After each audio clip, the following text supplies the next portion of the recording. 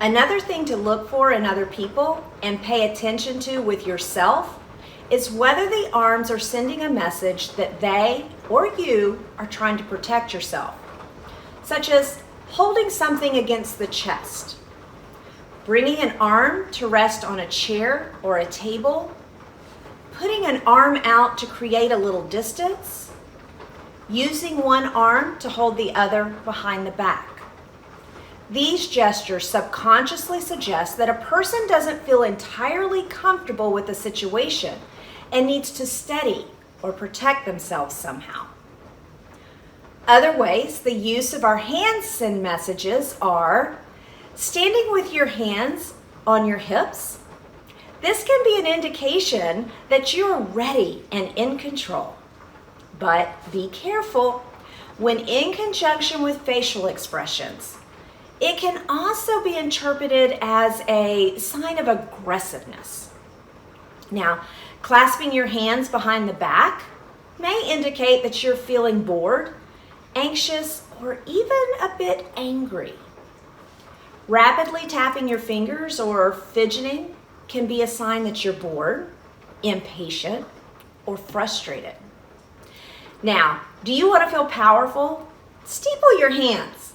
This is a tactic frequently used by Oprah and Barack Obama. The fingertips to fingertips hand gesture conveys power, authority, and confidence. But be careful. It could also convey arrogance.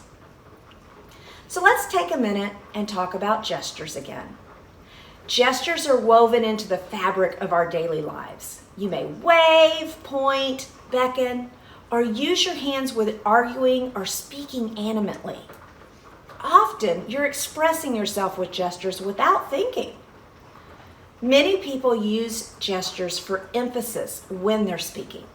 The more enthusiastic the gesture, the more excitement someone's likely feeling.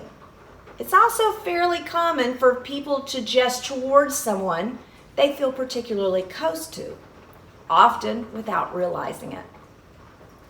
When you communicate with a variety of active gestures, you come across as warm and engaged. But if your hands remain still or hang stiffly by your side, you're more likely to be seen as indifferent or cold. Of course, there are gestures you should avoid. The most common of these are those pacifiers. When nervous or tense, you may try to reduce stress by using pacifying gestures. For example, you might wring your hands, you might rub your legs or pull at your collar or fickle with your jewelry, or you might even play with your hair.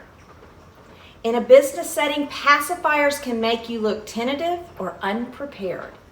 Try to eliminate or reduce these gestures as much as you can. Finger pointing should also be avoided because it reminds people of parental scolding and suggests you're losing control of the situation. And watch out for the fig leaf. Most people unconsciously clasp their hands in front of their lower body, creating a protective fig leaf effect. However, when you use this gesture, especially during a formal presentation, it indicates that you're insecure or uncomfortable, that you feel naked.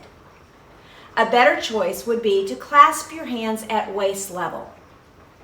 Gestures such as are so important to your trustworthiness, and you should never hide your hands.